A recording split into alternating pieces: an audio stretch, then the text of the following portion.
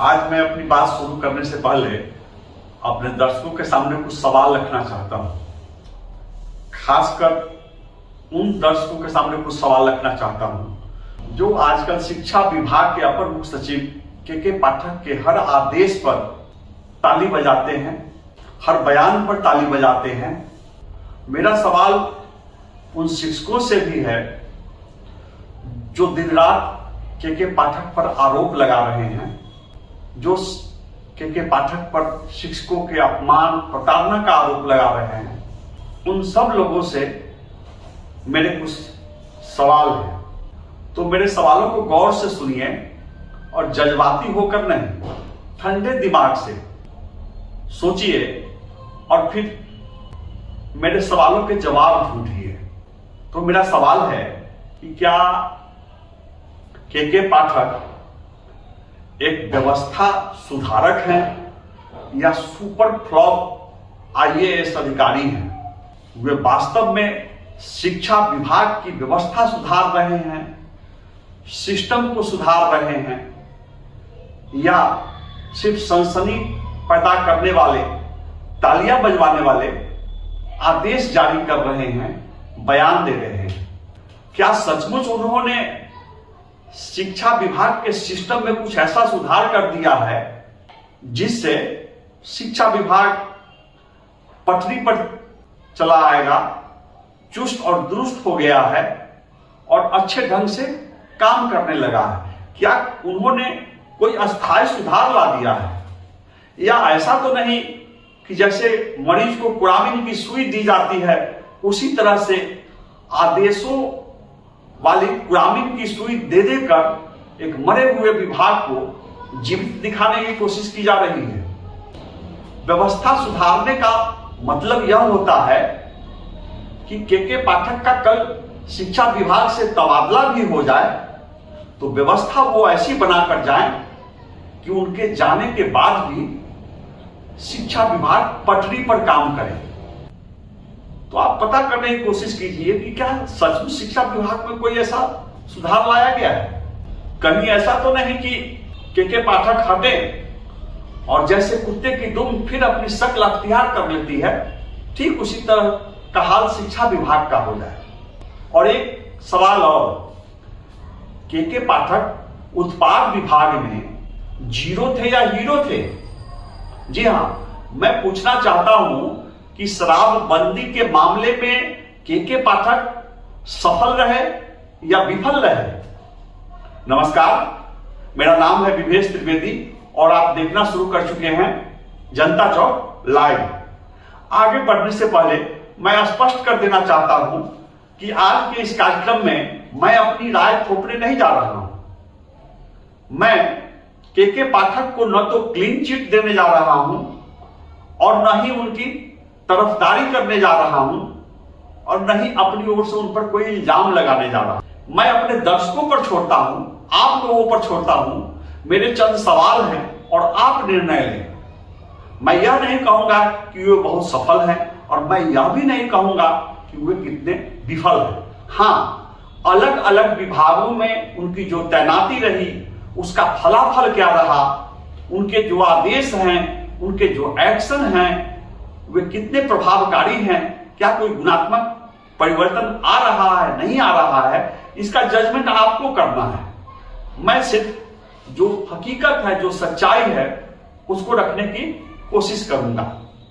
तो सबसे पहले आप जान लीजिए थोड़ा सा कि के पाठक कौन है, क्या है। जी हाँ, के पाठक 1990 बैच के आईएएस अधिकारी हैं। अगर रैंकिंग की बात करें तो उस वर्ष ये टॉप 40 सफल प्रतिभागियों में से थे। आईएएस की परीक्षा में 40 सर्वोच्च प्रतिभागी थे, अच्छे प्राप्तांक वाले शीर्ष, उनमें ये शामिल थे। और के पाठक इन्होंने अर्थशास्त्र से ग्रेजुएशन किया और अर्थशास्त्र में ही एमफिल कर चुके हैं। ये उत्तर प्रदेश के बलिया जिला के निवासी हैं, मूल निवासी हैं। और इनके पिता मेजर जीएस पाठक बिहार में ही लघु जल संसाधन विभाग के प्रधान सचिव रहे हैं। Fame India magazine SEO post 2021 में इन्हें प्रभावशाली आईएएस अधिकारी, प्रभावशाली नौकरशाह के रूप में जगह मिली। ये जगह किस आधार पर मिली? इनकी कार्यशैली के आधार पर मिली। व्यवस्था सुधारने को लेकर और त्वरित कार्रवाई की वजह से इनको जगह मिली। तो आज हम पड़ताल करेंगे कि क्या के पाठक वास्तव में व्यवस्था सुधारते हैं, कौन कौन से सुधार इन्होंने कर डाले हैं जिसकी इतनी चर्चा हो रही है। आज मैं आपसे पड़ताल कराऊंगा कि के पाठक ने क्या सब सुधार किए हैं, और यह भी जानना जरूरी है कि व्यवस्था परिवर्तन, व्यवस्था में सुधार का मतलब क्या होता है। क्या शिक्षकों को आदेश देना, शिक्षकों को सुधारना व्यवस्था सुधारना है? शिक्षकों को तरह तरह के आदेश देना व्यवस्था सुधारना है? क्या एक आईएएस अधिकारी स्कूल इंस्पेक्टर के तरह जिले जिले में घूमकर, गांवों में घूमकर, शहर में घूमकर स्कूलों में इंस्पेक्शन कर रहे हैं, तो क्या इसे व्यवस्था सुधारना कहा जाए? आप गौर से सोचिए कि के पाठक ने सिस्टम में क्या परिवर्तन किया है। कहीं ऐसा तो नहीं कि के पाठक शिक्षकों को डराकर, डांटकर, प्रताड़ित कर सुर्खियां बटोर रहे हैं। इंस्पेक्शन से तालीम बच सकती है, लेकिन इसे हम व्यवस्था सुधारना कहेंगे क्या? और आपको मैं बताऊं कि जो काम किसी जमाने में डिप्टी इंस्पेक्टर ऑफ स्कूल करते थे, जो काम आरडीडीई करते थे, जिला शिक्षा पदाधिकारी करते थे, वही काम आज के पाठक को करना पड़ रहा है। अगर स्कूल इंस्पेक्टर ठीक से काम कर रहे होते, अगर जिला शिक्षा अधिकारी ठीक से काम कर रहे होते, अगर आरडीडीई ठीक से काम कर रहे होते, तो के पाठक महोदय को इंस्पेक्शन करने की क्या जरूरत होती, छापेमारी करने की क्या जरूरत होती? तो ये जो उनकी सक्रियता है, इससे एक ये संकेत मिलता है कि व्यवस्था पटरी पर नहीं है, सब कुछ ठीक ठाक नहीं है। हमें याद है कि जब किसी स्कूल में डिप्टी इंस्पेक्टर पहुंचते थे तो कहां पहुंचते थे शिक्षक, हेडमास्टर डर जाते थे, और इलाके में 1 महीने 2 महीने तक चर्चा होती रहती थी कि अमुक स्कूल में डिप्टी इंस्पेक्टर आए हुए थे। तो वही काम आज के पाठक कर रहे हैं। डिप्टी इंस्पेक्टर वाली सुर्खियां बटोर रहे हैं के पाठक। तो हम आगे आएंगे कि व्यवस्था सुधारना किसे कहते हैं। आप सोचिए कि कितने कमजोर और लाचार हैं अपर मुख्य सचिव के पाठक। अपने आदेशों का अनुपालन कराने के लिए उनको स्कूलों में घूमना पड़ रहा है। एक सफल अधिकारी क्या अपने चैम्बर में बैठकर शिक्षा विभाग के आदेशों को, नियम को, इसका अनुपालन नहीं करा सकता है? तो उन्हें घूमना पड़ रहा है। कहीं ऐसा तो नहीं है कि ये जो शिक्षा विभाग के अधिकारी हैं, उनकी नाकामी, उनकी निष्क्रियता, इसकी वजह से इनको सुर्खियां मिल रही है और ये चाहते हैं कि ऐसी सुर्खियां इनको मिलती रहे? कुछ अधिकारियों का उदासीन होना, अक्षम होना के पाठक को सुर्खियां दे रहा है। स्कूलों में घूमकर इंस्पेक्शन करने से और शौचालय में जाकर गंदगी सुनने से शिक्षा विभाग की व्यवस्था नहीं सुधर सकती है। शिक्षा विभाग की सराहना से उबकाई हो रही है और के पाठक महोदय को सुनने के लिए शौचालय में जाना पड़ता है। आप कलेजे पर हाथ रखकर सोचिए कि कितना सिस्टम सुधर गया है। शिक्षा विभाग को उन्होंने क्या सुधार दिया? अगर इतना ही सुधर गया होता तो हमारे छात्र पलायन क्यों कर रहे होते? आप कोटा चले जाइए, आप दिल्ली चले जाइए, आप रांची चले जाइए, बिहार के छात्र वहां के कोचिंग में, वहां के शिक्षण संस्थानों में भरे पड़े हैं। तो ये कैसी व्यवस्था सुधार दी है के पाठक महोदय कि अभिभावकों को लाखों रुपए खर्च कर अपने बच्चों को बाहर भेजना पड़ रहा है पढ़ाने के लिए? मैं चुनौती देता हूं के पाठक को कि वो हर जिले में 2-2 ऐसे +2 स्कूल का नाम बताएं जहां वो अपने आईएएस अधिकारियों को रिकमेंड करेंगे कि आप अपने बच्चे का नाम लिखवाएं। मैं चुनौती देता हूं, आईएएस अधिकारी छोड़ दीजिए, बिहार सरकार के किसी अधिकारी को वो रिकमेंड करेंगे कि फलाने प्राइमरी स्कूल में, फलाने जिले के फलाने मिडिल स्कूल में, फलाने हाई स्कूल में आप अपने बच्चे का नामांकन करा ले। है कोई स्कूल? और दावा किया जा रहा है कि व्यवस्था सुधारी जा रही है, सिस्टम सुधारा जा रहा है। तो शिक्षा विभाग में सुधार की सच्चाई यही है। के पाठक जी, आपका जो जिलों में दौरा है, आप घूम घूम कर जो इंस्पेक्शन कर रहे हैं, यह साबित करता है कि जो अधिकारियों की फौज है, पहले इतने डीपीओ नहीं होते थे, जिला शिक्षा अधिकारी होते थे, आरडीडी होते थे और डिप्टी इंस्पेक्टर होते थे। आज कितने डीपीओ हैं और आपको घूमना पड़ रहा है। यह साबित करता है कि आपके अधिकारी अक्षम हैं, लापरवाह हैं और आपका उन पर कोई नियंत्रण नहीं है, निरंकुश है, व्यवस्था भगवान भरोसे है। या फिर आपको यह व्यवस्था अच्छी लग रही है, आपको घूमने, ताली बजवाने, सुर्खियां बटोरने और अखबार में खबर छपवाना अच्छा लग रहा है। मैसेज जा रहा है कि के पाठक बहुत ईमानदार हैं, बहुत कड़क हैं, कहीं पहुंच जा रहे हैं।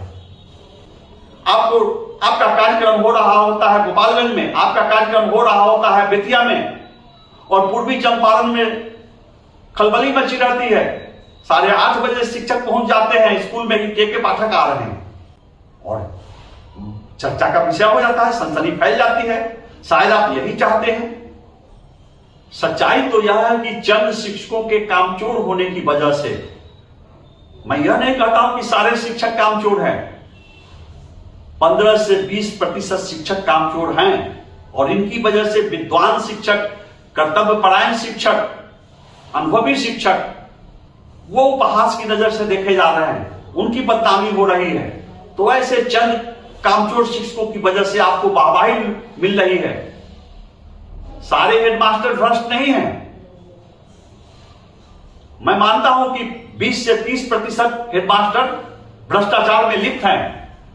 कहीं मध्याह्न भोजन का ही मामला चल रहा है, उसमें वो सौदेबाजी हो रही है, कहीं पुस्तकालय की किताबों की खरीद में, कहीं प्रयोगशाला के सामान में की जो खरीदारी हो रही है उसमें, और कहीं भवन निर्माण में जो हिसाब है उसमें घपलेबाजी हो रही है। और ये सारे घपलेबाजी यूं ही नहीं हो रही है, शिक्षा विभाग के अधिकारियों की मिलीभगत से हो रही है। तो पाठक महोदय, आपने अपनी व्यवस्था को कितना बदल दिया? क्या आपने भ्रष्ट प्रधानाध्यापकों और अधिकारियों के बीच जो साठ-गांठ है, जो उनकी बंदरबांट है, उसको ब्रेक किया है? आपने क्या बदला है? मध्याह्न भोजन का हिसाब जो है उसमें जो घपला हो रहा है दोनों तरह से, जहां हेडमास्टर के हाथ में है या फिर जिस जिले में एनजीओ के माध्यम से हो रहा है, वहां एनजीओ संचालकों से शिक्षा विभाग के अधिकारियों की मिलीभगत है। तो क्या आपने इस अवैध मिलीभगत गठबंधन को तोड़ दिया है, सिस्टम को बदल दिया है? आप अपने कलेजे पर हाथ रखकर सोचिए। अगर नहीं किया है तो क्या बदली है व्यवस्था? मैं अपने इस कार्यक्रम में उन सभी विभागों पर बारी बारी से चर्चा करूंगा जहां के पाठक महोदय पदस्थापित रहे, वहां उन्होंने कैसा काम किया, उनका परफॉर्मेंस क्या रहा, उस पर भी मैं बात करूंगा। के पाठक को बिहार की जनता जानती है कि जिस विभाग में जाते हैं आप विवादों से घिर जाते हैं। कभी किसी मंत्री से थन जाती है, कभी किसी अधिकारी से थन जाती है, कभी आप बिहार के लोगों के लिए अपमानजनक भाषा का प्रयोग करने के लिए सुर्खियों में आते हैं, कभी आप बिहार प्रशासनिक सेवा के अधिकारियों को अपमानजनक भाषा से संबोधित करने के लिए सुर्खियों में आते हैं। आप सुर्खियों में रहते हैं। और क्या यह सब धोखे में हो जा रहा है? क्या अनजाने में हो जा रहा है? कहीं ऐसा तो नहीं कि यह गलती जानबूझकर हो रही है? चर्चा तो यह भी चलती है कि के पाठक चाहते हैं कि उनकी लड़ाई किसी अधिकारी से हो जाए, किसी विभाग में जाते हुए एक ऐसी लड़ाई ठन जाए कि अधिक दिनों तक के पाठक को उस विभाग में रहने नहीं दिया जाए। ऐसा ही प्रायः देखा गया है के पाठक महोदय जिस विभाग में जाते हैं, जहां जाते हैं, उस विभाग के किसी अधिकारी से, किसी मंत्री से, किसी राजनेता से उलझते हैं और फिर बात चलने लगती है कि अब इनको अधिक दिनों तक नहीं रहने दिया जाएगा। और के पाठक महोदय के जो प्रशंसक हैं वे कहना शुरू कर देते हैं कि अगर फ्री होकर काम करने दिया जाता, बहुत कड़क अधिकारी हैं, बहुत ईमानदार अधिकारी हैं, इनको इस विभाग में रहने नहीं दिया गया, अगर के पाठक को रहने दिया जाता ठीक से इस विभाग में तो इस विभाग को वो सुधारते। लेकिन मैं फिर पूछूंगा कि उत्पाद एवं मद्य निषेध विभाग है, उसमें तो आपको फ्री होकर काम करने दिया गया, आपको लंबे समय तक काम करने दिया गया। क्या आपने उस विभाग को सुधार दिया? क्या शराबबंदी लागू कर पाया? लेकिन लोग कहते हैं, तालियां बजाने वाले लोग कहते हैं कि के पाठक को रहने नहीं दिया जाता है, भ्रष्ट लोग रहने नहीं देते हैं, सबकी पोल खुल जाएगी। के पाठक जी, आप निश्चिंत रहिए, ये पब्लिक है, सब जानती है और हमारे दर्शक उत्पाद विभाग में आपके काम की भी समीक्षा करेंगे, पड़ताल करेंगे। एक दिन अलग से मैं इस पर एक अलग से कार्यक्रम लेकर आऊंगा। संक्षेप में इतना बता दूं कि जब शराबबंदी की नीति लागू होने वाली थी, जब कार्य योजना बनाई जा रही थी, आप भी वहां मौजूद थे। आपके दिमाग में एक रणनीति रही होगी, इसको जमीन पर उतारने की रणनीति रही होगी, कार्य योजना रही होगी। क्या आप उसमें सफल हो पाए? क्या आप शराबबंदी रोक पाए? क्या यह सही नहीं है कि शराब माफिया, शराब सिंडिकेट का अधिकारियों से साठगांठ रहा? आपको भले ना पता हो, लेकिन जो पब्लिक है वो जानती है कि इलाके में कौन शराब माफिया है, किसका शराब सिंडिकेट चल रहा है और उसकी थाने के किस अधिकारी से मिली भगत है, उत्पाद विभाग के किस अधिकारी से मिली भगत है। क्यों आखिर नहीं रोक पाए? कहां पर सिस्टम अटक गया? आपकी कार्य योजना में कहीं दोष था या फिर विभाग की ईमानदारी में कहीं कमी रह गई? आप कितने सफल रहे, कितने विफल रहे? जी हां, जनता हिसाब करेगी कि आप उत्पाद विभाग में जीरो रहे या हीरो रहे। इस पर मैं एक अलग से कार्यक्रम लाऊंगा। के पाठक जी, स्कूलों के मामले में कार्रवाई करना, आदेश जारी करना, नए नए आदेश जारी करना आसान है, व्यवस्था सुधारना आसान नहीं है। शराबबंदी की घोषणा करना आसान है, शराबबंदी को लागू करना बड़ी मुश्किल है। मैं अपने दर्शकों से कहूंगा कि कृपया आप एक बार फिर से अनिल कपूर की फिल्म नायक देख लीजिए। जी हां, अनिल कपूर एक दिन के लिए हीरो बनते हैं और वो हीरो बनते हैं, कहीं चौराहे पर एक्शन लेते हैं, कहीं विभाग में छापेमारी करते हैं, आदेश जारी करते हैं, एक दिन में सारे काम कर डालते हैं और खूब तालियां बजती हैं। दर्शक खूब सिनेमा हॉल में ताली बजाते हैं। तो तालियां बजाकर कोई हीरो फिल्म को हिट करा सकता है, फिल्म को सुपर हिट करा सकता है। तालियां बजाकर किसी व्यवस्था को नहीं सुधारा जा सकता है। एक दिन का जो हीरो है वो व्यवस्था को नहीं सुधार सकता है, वो फिल्म को सुपर हिट कर सकता है। तो के पाठक जिस अंदाज में कार्रवाई कर रहे हैं, मुझे तो नायक फिल्म की याद आती है। कौन नहीं जानता है कि नायक फिल्म का हीरो ताबड़तोड़ कार्रवाई कर रहा है तो सिर्फ और सिर्फ दर्शकों की तालियां बजवाने के लिए कर रहा है। रियल लाइफ में और रियल लाइफ में बहुत का फर्क होता है। ताबड़तोड़ एक्शन, डायलॉग, बयान, आदेश, इससे वाहवाही लूटी जा सकती है, तालियां बजवाई जा सकती है। सिस्टम नहीं बदला जा सकता है, व्यवस्था नहीं बदली जा सकती है। तो आज मैंने प्रस्तुत किया के पाठक जी पर बहुचर्चित अधिकारी हैं, बहुत कड़क और ईमानदार आईएएस अधिकारी कहे जाते हैं। इन पर आज का मेरा पहला कार्यक्रम था। यह निर्णय लेना आपका काम है कि वो सुपर फ्लॉप है या सुधारक है।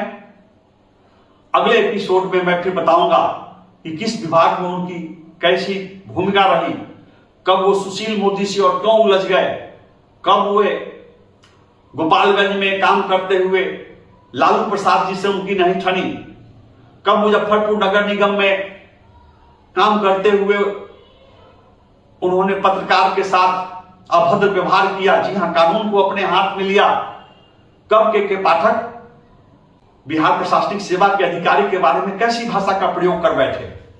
इस पर अगले कार्यक्रम में मैं आपको बताऊंगा और मैं फिर एक सवाल रखूंगा अगले कार्यक्रम में कि के पाठक किस तरह की व्यवस्था बदले हैं, क्या व्यवस्था बदलना चाहते हैं। तय करना होगा कि हम सरकारी स्कूल के हेडमास्टर को एक शिक्षक, एक आदर्श शिक्षक बनाना चाहते हैं, या उन्हें एक चार्टर्ड अकाउंटेंट बनाना चाहते हैं, या एक MBA का सफल अधिकारी जो मैनेजमेंट संभाल सके वो बनाना चाहते हैं, या सांख्यिकी अधिकारी बनाना चाहते हैं। हम एक हेडमास्टर से, एक शिक्षक से क्या क्या उम्मीद रखना चाहते हैं। आज के जो हेडमास्टर हैं, शिक्षक हैं, उनसे कौन कौन से काम लिए जा रहे हैं, कहां व्यवस्था में सुधार की जरूरत है। तो आप देख रहे थे जनता चौक लाइव। आपसे आग्रह है कि आप इसी तरह मेरा मनोबल बढ़ाइए, मेरे वीडियो को देखिए, शेयर कीजिए, वायरल कीजिए। जनता चौक लाइव को आप सब्सक्राइब कीजिए ताकि मैं और अच्छी स्टोरी लेकर आपके बीच आता रहूं। नमस्कार।